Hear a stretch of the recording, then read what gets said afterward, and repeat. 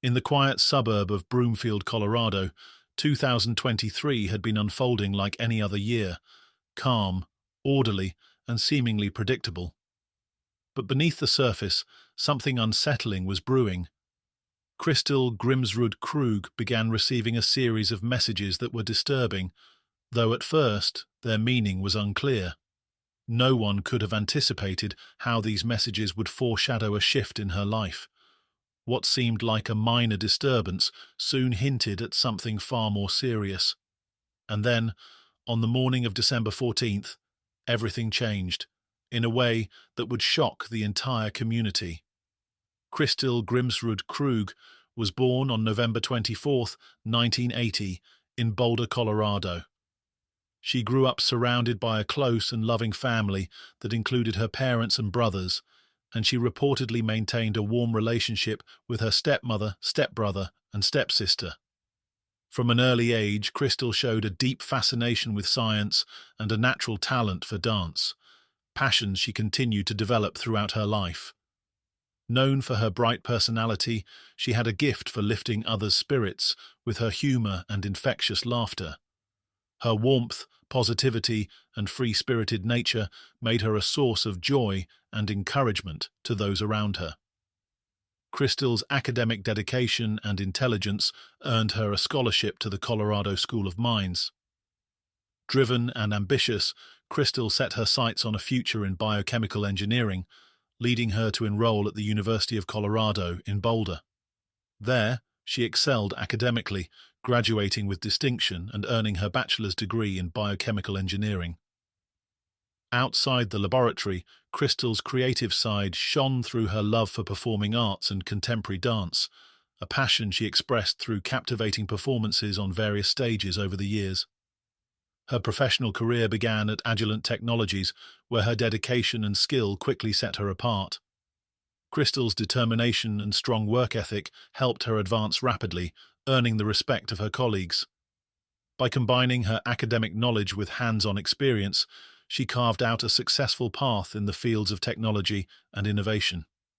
In her personal life, Crystal was a devoted mother who made her home in Broomfield, Colorado. She had been married to Daniel Krug since 2007, and together they raised 3 children, 2 daughters and a son, aged 14, 11, and 8. While Crystal pursued her corporate career, Daniel worked for the state health department. The couple shared a deep commitment to providing their children with a nurturing, supportive environment, filled with love and opportunity. Crystal's daughters shared her passion for the performing arts, while her son showed an early fascination with technology, reflecting the blend of creativity and intellect that defined their family. From the outside, life for the Krug family appeared flawless. Few in their community knew about the months of struggle that Crystal faced. It all began on October 2nd, 2023, when she received a message from her former boyfriend, Jack Anthony Holland. According to a police report, the first message read, "Hope it's okay, I looked you up. I go to Boulder every few weeks and thought we could hook up. You game?" Crystal had briefly dated Holland the summer before college. Their relationship lasted just over a year, according to a timeline she provided to authorities, and he occasionally reached out, which she interpreted as attempts to reconnect. At first, Crystal ignored the message, unaware that it marked the beginning of a terrifying ordeal. More messages followed, increasing in frequency and intensity. Some were angry and menacing. The stalker knew Crystal was married and referred to Daniel as a loser.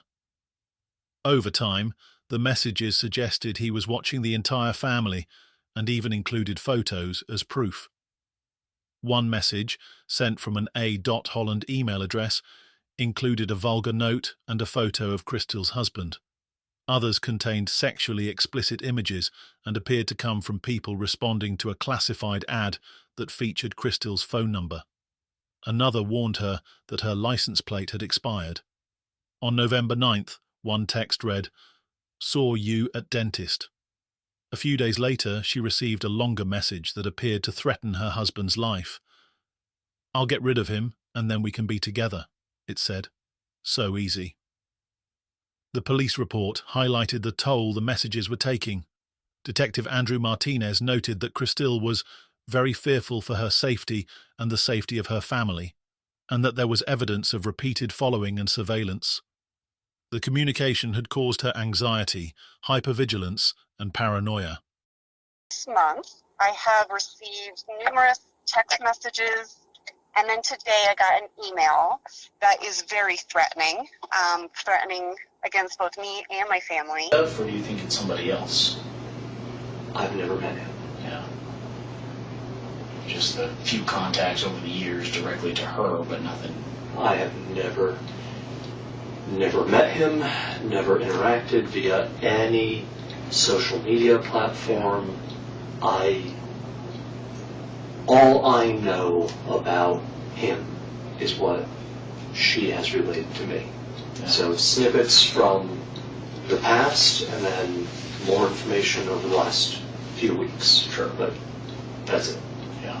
So I genuinely can't answer that. I have an ex from a very long time ago who has occasionally over the last 20 years found me on social media apps or whatever and contacted, and it's never been an issue until this month. So this month I have received numerous text messages, and then today I got an email that is very threatening, threatening against both me and my family.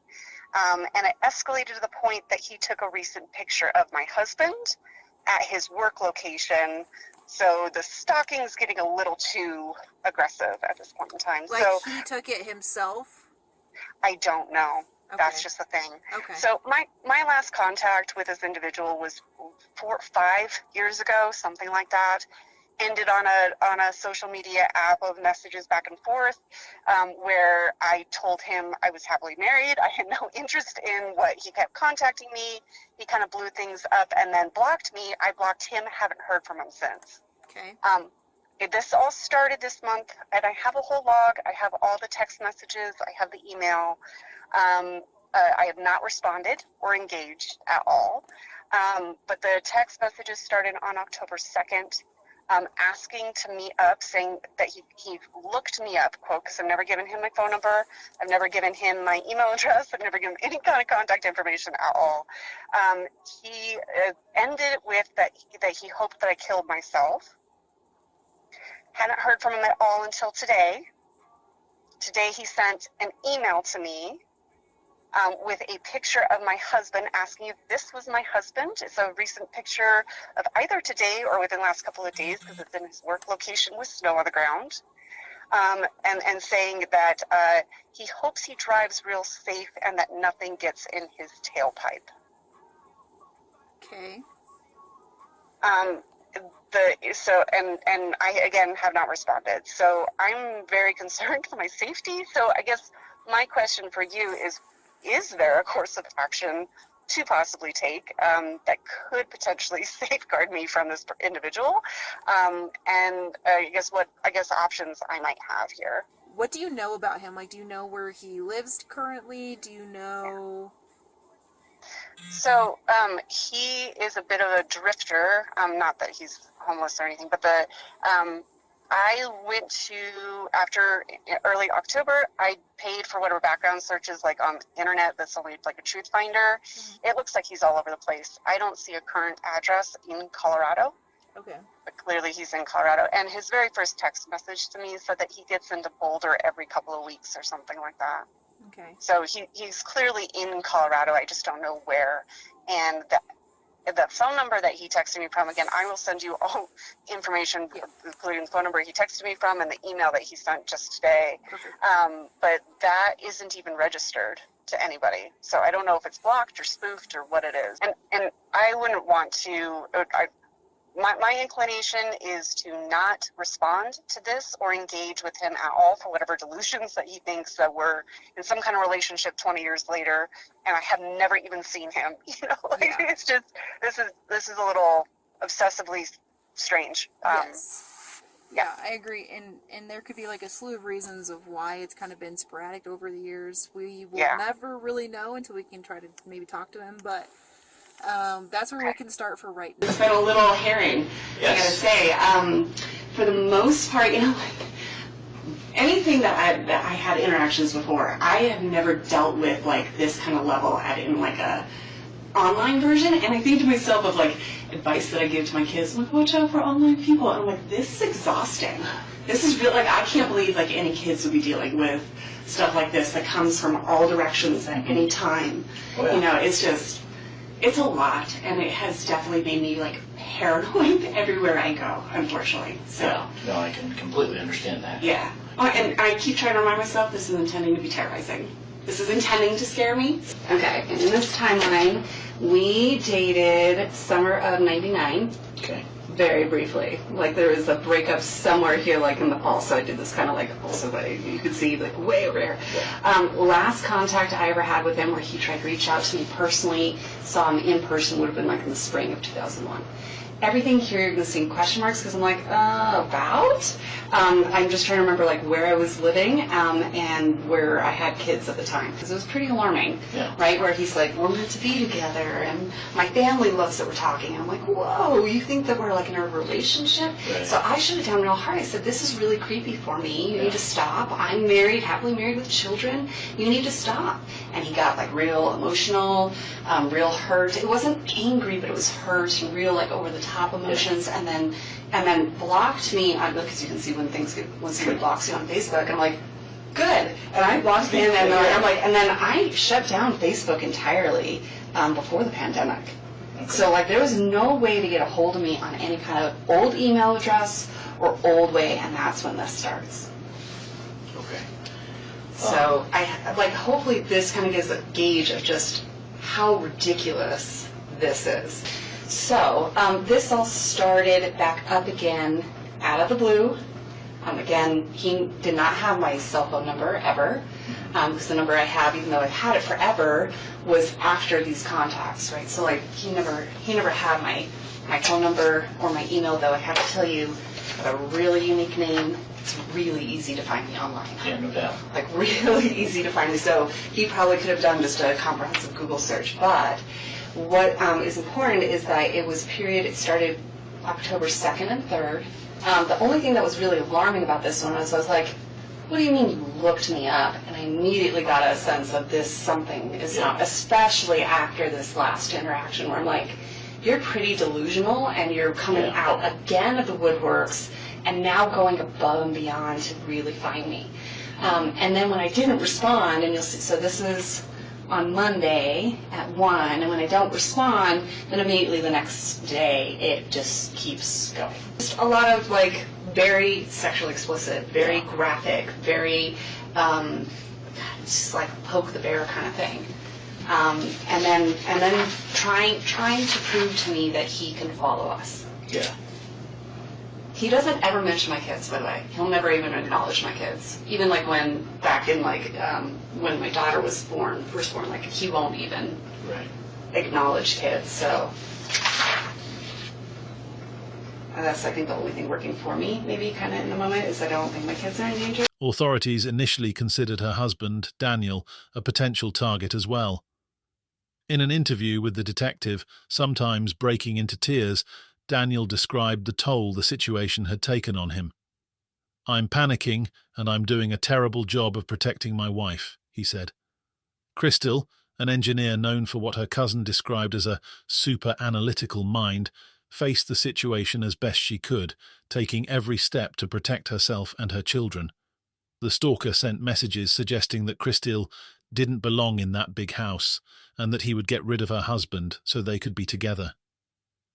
Jack and Crystal had broken up in 2000, and over the years they had had limited contact, with her husband aware of it. Their last exchange of messages was in 2016. Crystal had no idea why her former boyfriend was now harassing her, and ultimately decided to report it to the police. By early November, Crystal also began receiving numerous explicit photos of men, apparently sent in response to a fake dating ad posted in her name. Investigators later determined the ad had been sent from a Gmail account in the name of Holland. Fearing the situation could escalate from threats to action, Crystal and her husband installed additional security cameras around their home. Crystal kept a meticulous record of the messages in what her family called a stalker log and hired a private investigator to track Holland's last known addresses. She also went to the Broomfield Police Department, where undercover officers monitored for any sign of the alleged stalker, but the search yielded nothing. While the private investigator found potential addresses for Holland in Utah and Idaho, Detective Martinez explained that what law enforcement truly needed was digital evidence linking him to the messages. Without that, confronting him directly could have resulted in a dead end for the case. On November 12th, Martinez filed warrants with Google, TextNow, and Verizon to obtain data tied to the phone numbers and email accounts used to send the messages. The companies were officially served 5 days later, but a clerical error in the Google warrant required a corrected version, which was resubmitted on December 6th. By that point, the other companies had still not responded, and Google had yet to reply following the correction. Detective Martinez noted that delays like this were not unusual. Serving a search warrant to a major tech company often takes considerable time, sometimes weeks, even months, before investigators receive the requested data. It was unclear how far the stalker might go, what drove him, or whether he was truly unstable. Tragically, all safety measures failed on the morning of December 14th, 2023. That day, Crystal left her home to walk 2 of her children to school. When she returned around 8 a.m., she was attacked in the garage. The assailant first struck her on the back of the head with a blunt object, then stabbed her directly in the chest. At that moment, her husband, Daniel, was already on his way to work. He arrived slightly later than usual, citing stomach issues. After starting his day at the office, he repeatedly tried and failed to contact Crystal. 3 hours later, he called the police, requesting a welfare check. When officers arrived, they found Crystal unresponsive in the garage. She had suffered blunt force trauma to the head, as well as a fatal stab wound to the chest. Emergency responders attempted to revive her, but she was pronounced dead at 12:43 p.m. There were no defensive wounds, suggesting she had been taken by surprise. She had her firearm with her, but did not have the chance to use it.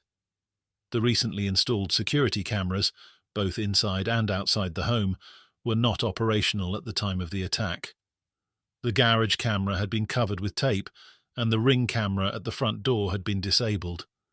Footage from neighbouring properties showed no unknown individuals entering the house in the hours leading up to Crystal's death. Daniel could not explain why the security systems were inactive. It appeared the perpetrator knew the exact locations of the cameras and had systematically disabled them. It was immediately clear that the attack was deliberate. From the outset, both family and police recognized that the murder was connected to the months of harassment and threatening messages Crystal had received. Despite her careful precautions, it ultimately was not enough. The crime sent shockwaves through the normally peaceful Broomfield community. Broomfield Dispatchers meeting. Hi there. My name is Dan Krug.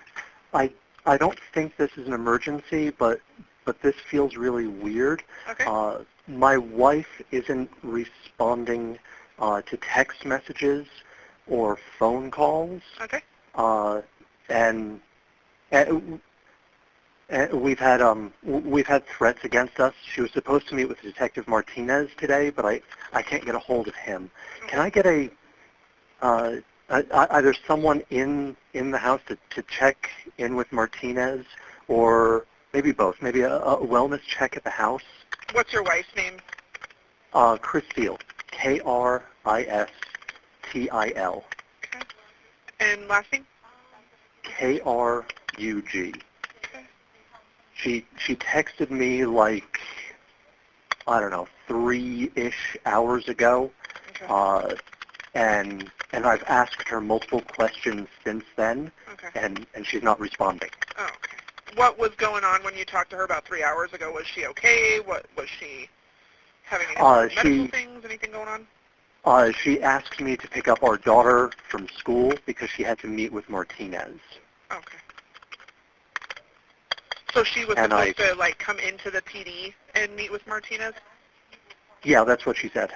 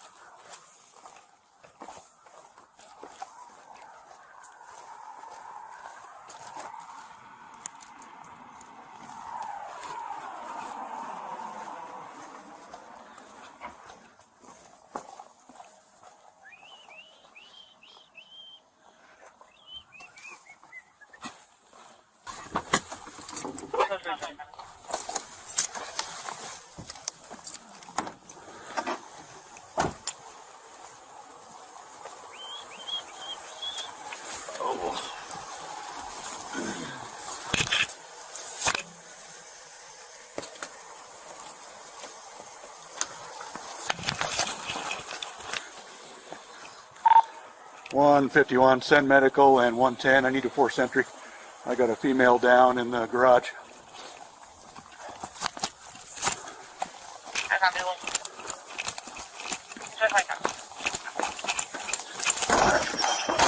Broomfield Police! Broomfield Police!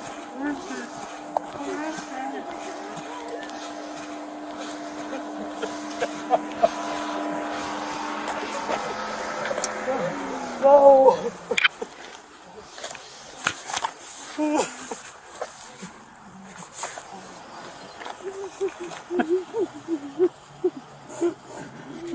Did you guys drive together?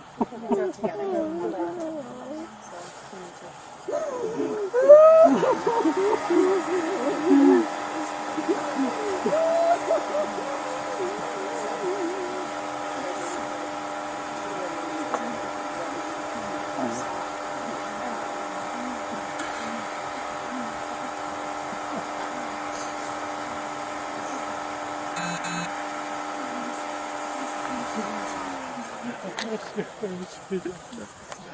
Questions right now. Fortunately, we don't have a whole lot of answers for you. Well, I know what you want to do right now, and you can help out. Okay, it's to maintain the integrity, the investigation, trying to do what they did, and we're going to find out in the future, okay? So, along those lines, I know it seems like the wrong time, but it's no time like now. Because we would like to have consent search of evidence so we can begin our investigation and try and get rid of this. Yes, go. Do you understand what I'm asking you to do? No, but go. Okay. If you would be willing to call form, so I have it in writing. I understand you verbally gave it. Print your name there. We are asking for permission to search your property and everything therein. Initially, Jack Anthony Holland, Crystal's ex-boyfriend, was the primary suspect. She had named him in her harassment reports shortly before her death, but the investigation quickly revealed a twist no one expected. Holland had a solid alibi at the time of the murder.